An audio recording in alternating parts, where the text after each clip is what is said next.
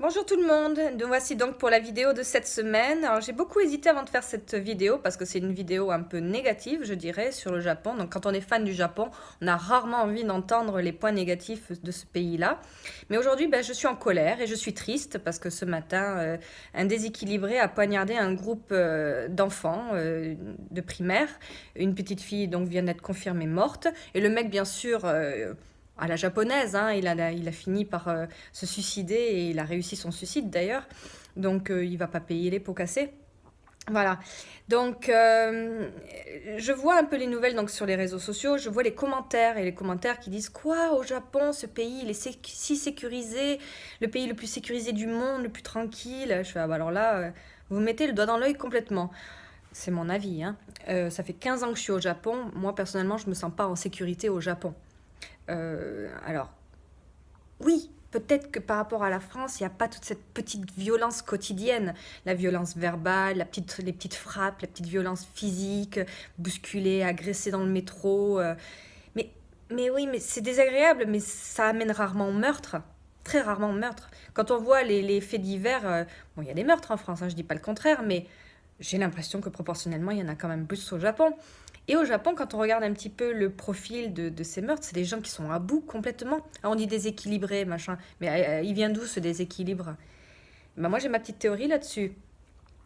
C'est leur, je dirais, leur point positif fait leur point négatif. C'est leur capacité à être patient, hein. Le gamin japonais, il est quand même très fort, hein. Donc, le point positif de la patience japonaise, c'est que ça fait pas de vagues. C'est ça aussi qui fait que les relations humaines sont faciles. C'est-à-dire qu'on va pas vous chercher des noises pour quoi que ce soit, puisque les gens, ils vont prendre sur eux, voilà. Ils prennent beaucoup sur eux, donc du coup les relations humaines sont beaucoup plus faciles. Mais ils prennent tellement sur eux qu'ils encaissent, qu'ils encaissent, qu'ils encaissent. Et alors moi qui enseigne le yoga et le mindfulness en entreprise, je peux vous dire qu'il y a un paquet de gars qui sont vraiment à bout, hein. On les voit physiquement, on les voit nerveusement, on voit que ça bouille à l'intérieur, hein. Je dis les mecs, hein, mais c'est aussi des femmes, hein.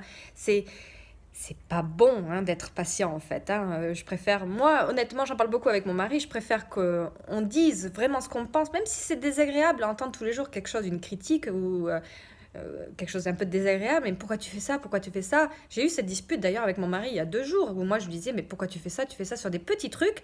Et lui il dit mais moi je te le dis pas tous les jours. Si je te le disais tous les jours il y aurait plein de choses. Je fais mais vas-y dis-moi tous les jours plutôt que une fois tous les 2 mois t'exploses d'un coup et je sais même pas pourquoi. Voilà, parce que c'est ça les Japonais. D'un coup ils explosent et on le voit absolument pas venir. Et alors ils explosent de plusieurs manières. Alors comme mon mari qui m'engueule comme poisson pourri, je ne sais même pas pourquoi. Ou alors comme certains de mes clients qui d'un coup quittent la share house que je gère parce qu'apparemment il y avait un problème qui durait depuis des mois, mais moi j'en avais aucune idée puisqu'ils m'en ont jamais parlé. Comment j'aurais pu régler le problème si on ne m'avait pas dit? Et donc ils me prennent par surprise en me disant ah ben je m'en vais parce qu'il y a ça, ça, ça et ça qui va pas. Mais parlez, bon sang de bonsoir. Et le mec d'aujourd'hui, bah, moi je suis prête à parier que le gars il en avait gros sur la patate, hein. Quand on voit comment ils se font traiter dans les entreprises parfois. Jusqu'à pas d'heure, ils ont des salaires de merde, des horaires de travail incroyables, ils finissent à 11 heures du soir, minuit, 1 heure du matin, j'en connais, à 3 heures du matin. Mais vous imaginez le stress de ces gars, ils en peuvent plus quoi, ils en peuvent plus. Ils en peuvent plus. Alors, je ne les cautionne pas, je n'accepte pas ça, mais je dirais que le Japon et les Japonais, ce sont parfois de belles euh, bombes à retardement et qu'il faut être toujours très très vigilant. Le stress au Japon et leur patience accumulée, c'est pas anodin et c'est ça, ces violences très très soudaines, parce que des mecs qui pètent des câbles comme ça et qui tuent plein de gens sans raison, c'est pas la première fois comme fait divers au Japon, hein. Pas du tout la première fois. Donc faut arrêter d'être surpris. Moi, je suis absolument pas surprise. Je suis fatiguée, triste, mais il y a quelque chose de possible à faire. C'est enlever ce stress, c'est communiquer et parler, parler, arrêter avec ce côté de patience. Voilà, donc mon coup de gueule de la journée. Et ne soyez pas si patient que ça, hein. Moi, une fois, j'ai eu une entrevue pour un travail. On m'a dit qu'est-ce que c'est que vous avez appris au Japon? Et à l'époque, je pensais que c'était quelque chose de très très bien. J'ai dit j'ai appris à être patiente au Japon.